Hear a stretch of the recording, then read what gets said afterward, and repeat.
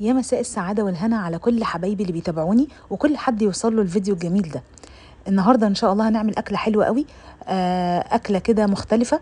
بس يا ريت قبل ما نشوفها مع بعض ونشوف طريقتها نعمل اكسبلور للفيديو عشان يوصل لأكبر عدد. وطبعا ما تحرمونيش من تعليقاتكم الحلوة اللي بتسعدني وفعلا بتدخل الفرحة لقلبي. هنعمل أكلة حلوة قوي النهاردة والحبشتكنات اللي جنبها. أول حاجة احنا دايما بنعمل الكوارع بتاعتنا مسلوقة ونعمل جنبها فتة أو نعمل جنبيها رز أبيض. تعالوا النهاردة هنعمل زي ما احنا متعودين، هنعمل طبق الفتة اللي جنب الكوارع بس هنسلقها الأول.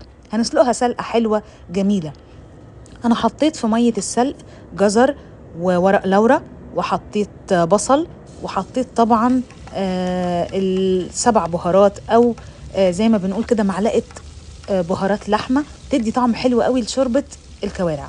بعد ما خدت ساعتين على البوتاجاز لغاية ما استوت، جبت بعد كده الطاسة بتاعتي حطيت فيها معلقتين زيت أو لو عاوزة تحطي معلقتين سمنة بلدي، وانزلي بمعلقة توم مفروم، وبعد كده قطعي 3 أو 4 بصلات ترانشات زي ما احنا شايفين كده، وهتبتدي تشوحي البصلة مع التومة مع معلقتين السمنة أو معلقتين الزيت. أنا مش عايزاهم يدبلوا، أنا عايزاهم يدوبك بس كده يعني يتشوحوا ياخدوا من ريحة بعض. وبعد كده طبعا احنا هنحتاج خضروات كتير قوي. عندك فلفل ألوان أصفر وأحمر وأخضر، طبعا دي هيدي طعم جد حلو قوي للطبق أو الأكلة اللي احنا بنعملها. وهتقلبيهم برضو هياخدوا من ريحة البصل والثوم. ويا سلام بقى كمان لو انت بتحبي الاكل سبايسي وزودتي قرنين فلفل حراق، وانزلي كمان بنص معلقة فلفل اسود ونص معلقة ملح مع البهارات بتاعتك ال7 بهارات تزوديها وربع معلقة قرفة، وقلبي الخليط ده كله مع بعضه.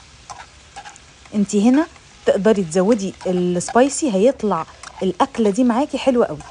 هتقلبي كل ده مع بعض. طيب احنا هنعمل ايه كمان؟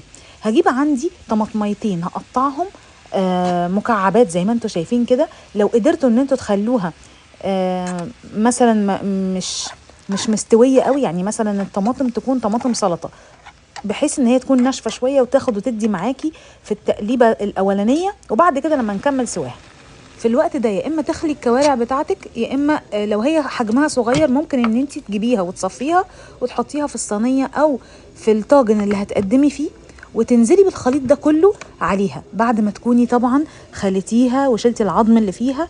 او لو هي عظمها صغير ممكن تخليها زي ما هي وتحطي التتبيله والخلطه دي كلها عليها ودخلي في الفرن على طول.